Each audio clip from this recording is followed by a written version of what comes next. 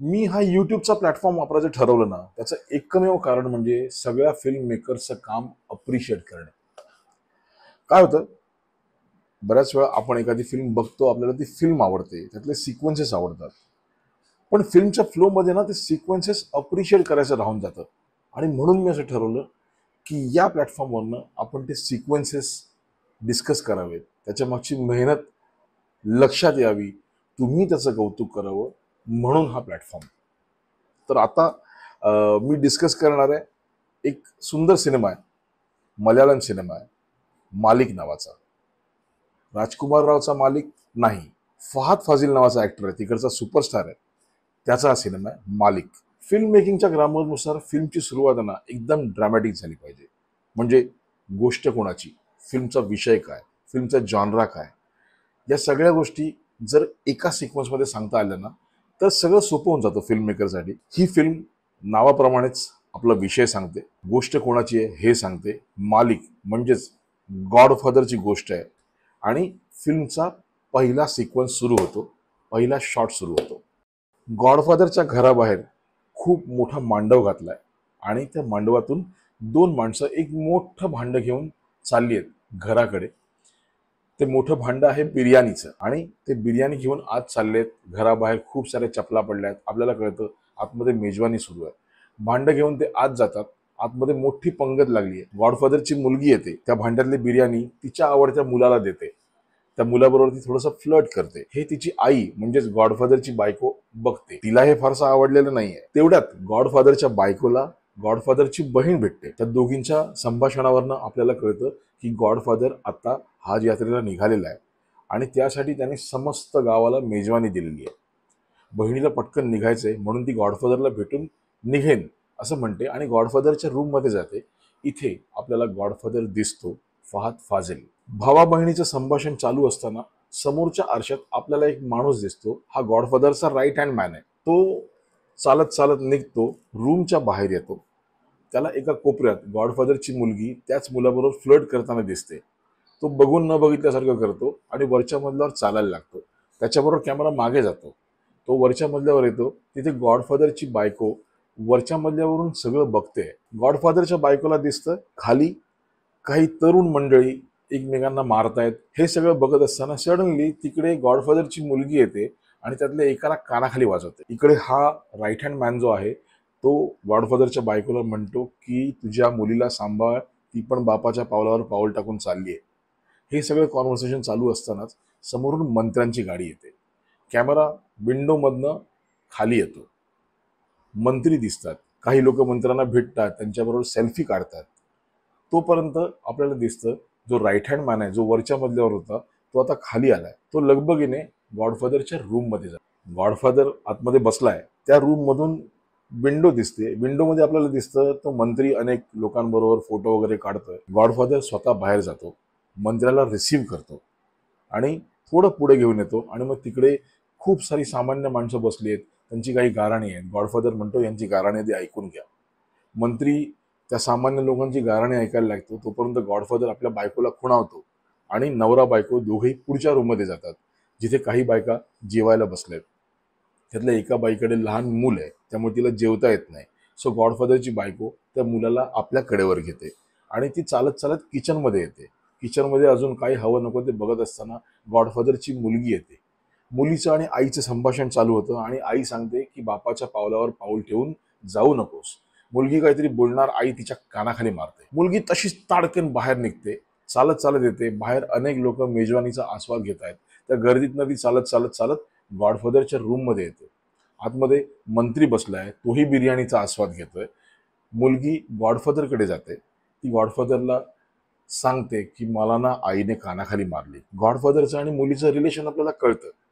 मुलगी गॉडफादरची खूप लाडकी असावी. तो मुलीला समजावतो, तो बाहेर पाठवतो आणि मग मंत्र्याकडे येतो आणि मंत्र्याला सांगतो बिर्याणी खाऊन झाली, आता मी सांगतो ते ऐका. मी चाललोय, पण ह्या लोकांची काळजी तुम्हाला घ्यायची आहे. मंत्री एक खोटंसं आश्वासन देऊन निघतो आणि बायको आत आली आहे. गॉडफादर म्हणतो तुझी अजून इच्छा आहे की मी जावं, कारण मी जर गेलो ना तर हे मंत्री यांना गिळून खातील, यांच्याकडून कोणी लक्ष नाही देणार. बायको म्हणते की गेली अनेक वर्ष तू या लोकांसाठी झटतोयस ना, आपल्या मुलाचं बलिदान दिलंस ना, आता एक 10-12 दिवस हाज यात्रेला जाऊन ये. कुणासाठी नाही, तर आपल्या दिवंगत मुलासाठी जाऊन ये. म्हणून ती त्याच्या हातात पासपोर्ट देते.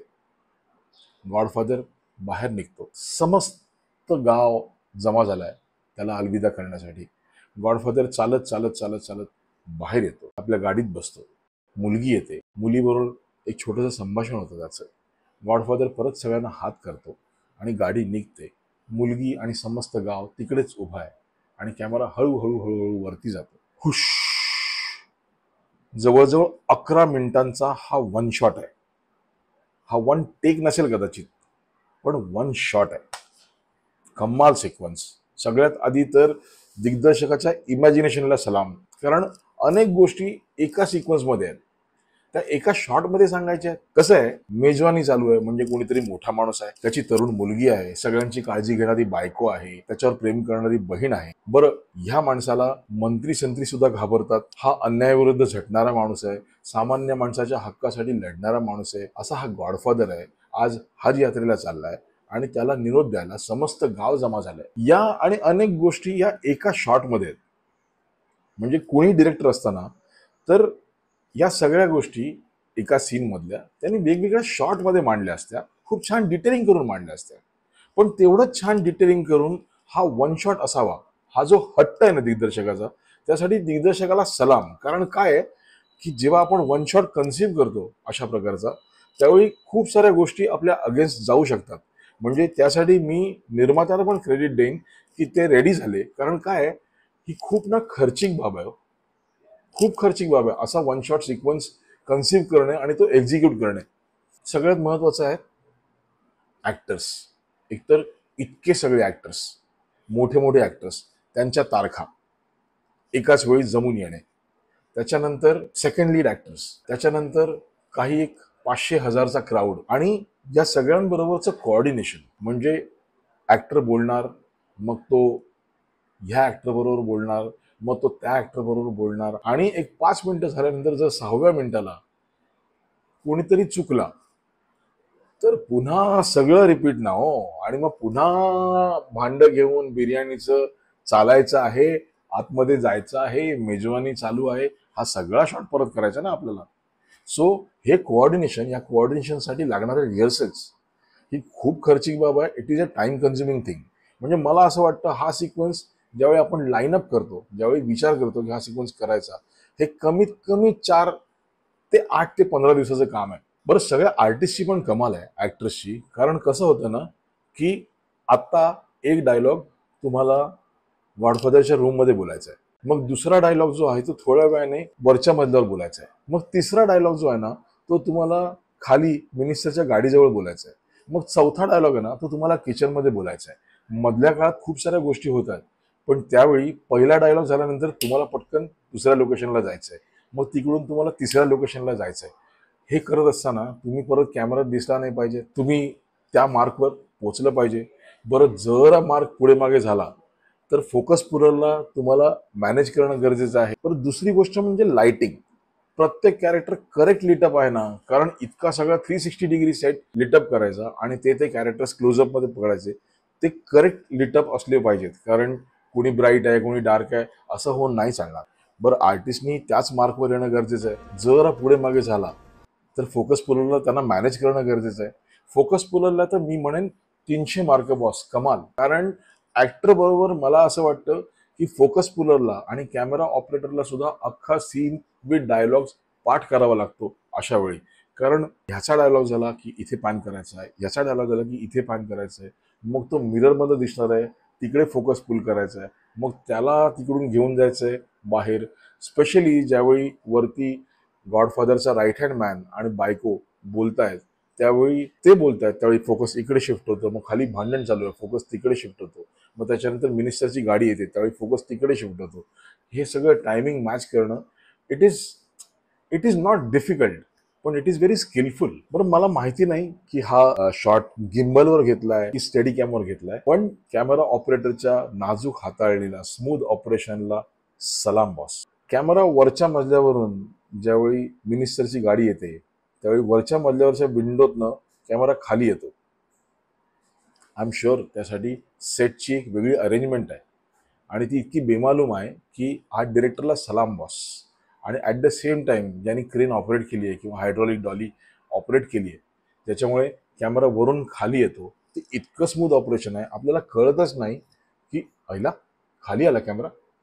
कमाल. आणि पुन्हा एकदा सिनेमाचा विषय काय आहे हे सांगण्यासाठी, या सगळ्या लोकांना एका पेजवर आणण्यासाठी, हट्टाने हा वन शॉट घेण्यासाठी दिग्दर्शकाला पुन्हा एकदा सलाम.